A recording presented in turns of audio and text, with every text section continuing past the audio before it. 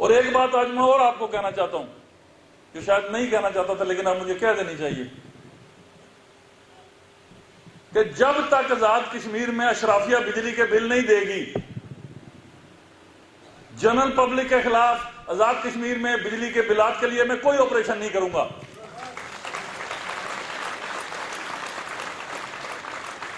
سب سے پہلے وزیر اعظم بل دے گا، پھر اس کی کیبنٹ دے گی، پھر چیف سیکرٹری دے گا، پھر بیوروکریٹس دیں گے، پھر سارے کے سارے ریٹائرڈ بیوروکریٹس دیں گے، آپ کی اشرافیہ دے گی جن کے گھروں میں 3 اے سی لگے ہوئے ہیں وہ دیں گے اور ڈنڈے کے زور پر دیں گے، اور اس کے بعد یہ امپیکٹ لوگوں تک جائے گا۔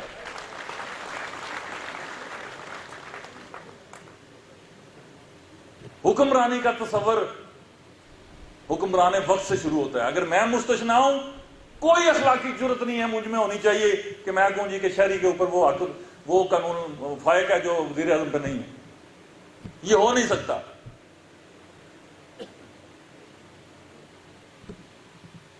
آپ کے معاشی مشکلات کی ایک وجہ یہ ہے کہ جس کو آپ عرف عام میں کہتے ہیں جی کہ 2 روپے 59 پیسے ہم بجلی لے رہے ہیں۔ ہم نے کبھی بھی 2 روپے 59 پیسے نہیں لی۔ ایک سال جب منگلا ڈیم ریز ہو رہا تھا، اس ایک سال کے لیے اس ڈیم کے الفاظ میں لکھا ہوا ہے کہ 1 سال کے لیے آپ کو 2 روپے 49 پیسے بجلی دی جائے گی۔ اس کے بعد ایک ایگزیکٹو کمیٹی بنے گی جو ٹیرف کا تعین کرے گی۔ 2018 میں کیا ہوا؟ قیمتیں بڑھتی گئیں، وہاں پہ وابڈا کا عمل دخل ختم ہو گیا جس سے میرا ایگریمنٹ تھا، وہ صرف بجلی پیدا کرنے کے قابل رہا، ڈسٹریبیوشن بھی اس سے لے لی گئی۔ وہاں پہ نئی ریگولیٹری باڈیز بن گئی جن کا نام نیپرا اور سینٹرل پاور پرچیز کمپنی تھا، وہ میرے ایگریمنٹ کا حصہ نہیں ہے۔ میں نے تو جو بات کی ہوئی ہے وہ وابڈا سے کی ہوئی ہے۔ 2018 میں مسلم لیگ نون کی حکومت میں قومی اقتصادی رابطہ کونسل پاکستان کے ایک فیصلے کے مطابق ایک امینڈمنٹ شروع ہوئی کہ جی 1 روپیہ 10 پیسے آپ کو واٹر یوز چارجز دیے جائیں گے، لیکن مؤثر بماضی نہیں ہوں گے،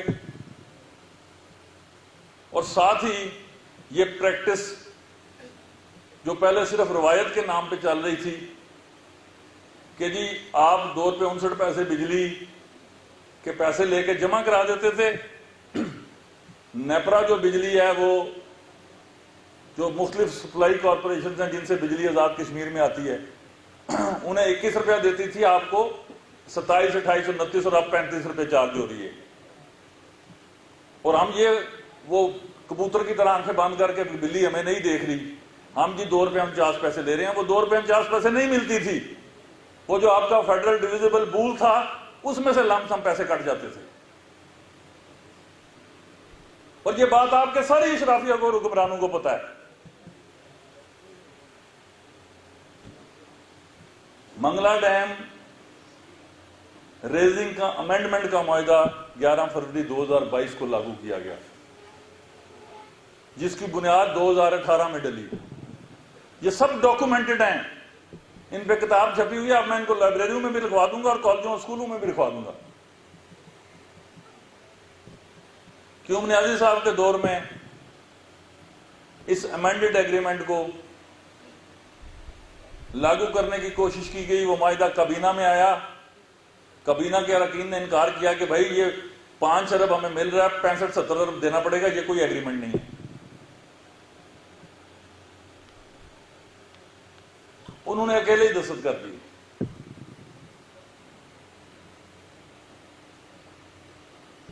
کوئی بھی ایگریمنٹ جو ہے وہ اسٹیٹ کے بیاف پہ ہوتا ہے، آپ سب وکلا کمیونٹی جانتے ہیں، اس میں پریزیڈنٹ کے سگنیچر لازمی ہیں، جس طرح اوریجنل 2003 کے ایگریمنٹ پہ، منگلا ایگریمنٹ پہ گورنمنٹ کے اور اس وقت کے پریزیڈنٹ کے بھی دستخط ہیں۔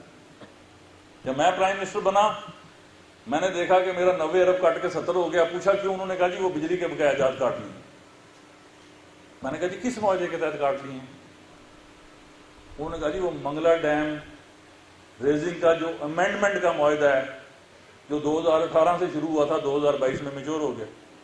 میں آیا, میں نے پچھلا ریکارڈ کھولا 2003 سے لے کے, کئی راتیں جاگیں, ایکسپرٹس کو بلایا, اور اس کے بعد جا کے میں نے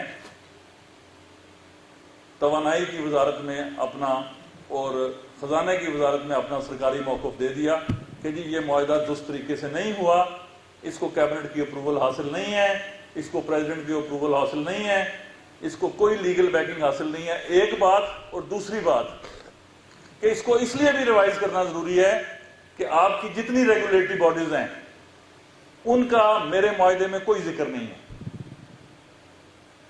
اگر آپ کو نیپرا کو لانا ہے, اگر آپ کو سینٹرل پاور پرچیز کمپنی کا رول پیدا کرنا ہے, اگر آپ کو ڈسکوز کا رول پیدا کرنا ہے, تو اس ایگریمنٹ کو امینڈ کیجئے اور ایک نیا عمرانی معاہدہ بجلی کے حوالے سے میرے ساتھ کیجئے.